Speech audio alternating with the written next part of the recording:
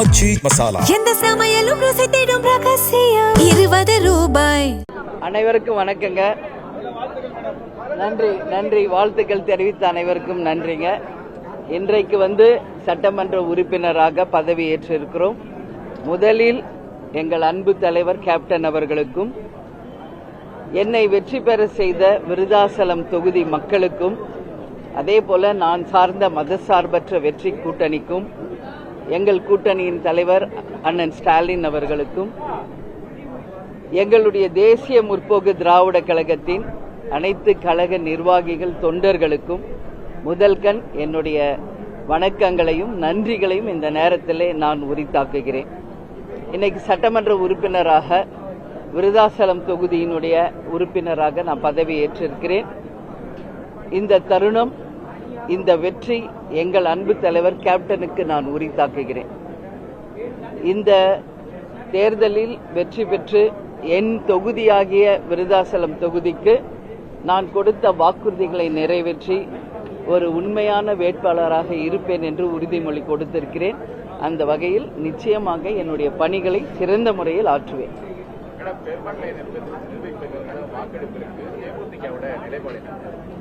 நான் சார்ந்த மதசார்பற்ற வெற்றி கூட்டணியின் சார்பாக என்னுடைய வாக்கை நான் பதிய வைப்பேன். நான் மதசார்பற்ற வெற்றி கூட்டணியினுடைய வேட்பாளராக தான் எனக்கு விருதாசலம் தொகுதியில் வெற்றி பெற்றிருக்கிறேன். எனவே நான் வெற்றி பெற்ற என் கூட்டணியின் உண்மை சட்டமன்ற உறுப்பினராக இருந்து என் வாக்குயை நான் பதிய வைப்பேன் என்பதை இந்த நேரத்தில் சொல்லுவேன்.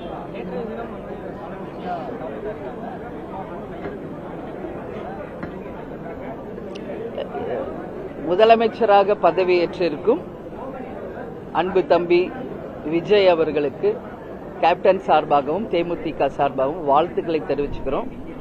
நேற்று 3 கையெழுத்து போட்டிருக்காரு. வாழ்த்துக்கள். நேற்று தான் பதவி ஏற்றிருக்கிறார். எனவே அவருக்கு மனப்பூர்வமான வாழ்த்துக்களை நான் தெரிவித்துக் கொள்கிறேன். நேற்று தானே இங்க பதவி ஏற்றிருக்காரு. அதனால கட்டாயம் கொஞ்சம் டைம் கொடுக்கணும். அவரும் கேட்டிருக்காரு, கொஞ்சம் டைம் வேணும்னு கேட்டிருக்காரு. அண்ணன் ஸ்டாலின் அவர்களும் அதை தான் சொல்லியிருக்காங்க.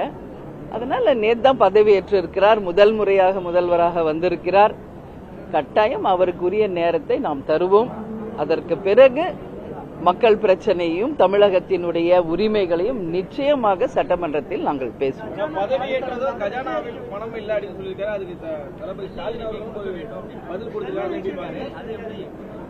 இது முதல்வராக பதவியேற்றிருக்கும் தம்பி விஜய் அவர்கள் சொன்னது. அதனால ஏன் இதை சொன்னார் என்பது கேள்வியை இந்த கேள்வி அவரிடம் தான் நீங்க கேட்கணும்.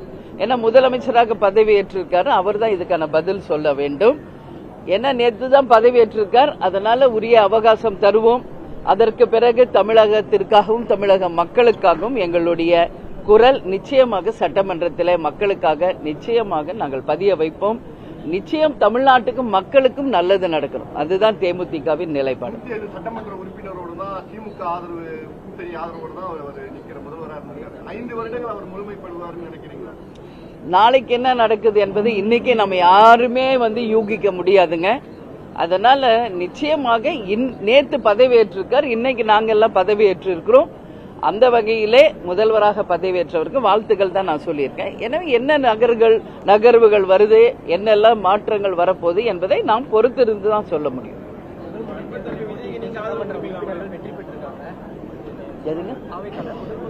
இல்ல அதுதான் வாழ்த்துக்கள் சொல்லிட்டேன்.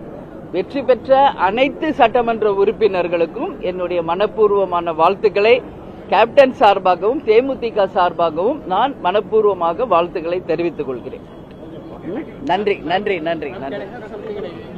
ஆச்சி மசாலா எந்த சமையலும் ருசி தேடும் ரகசியம் 20 ரூபாய்.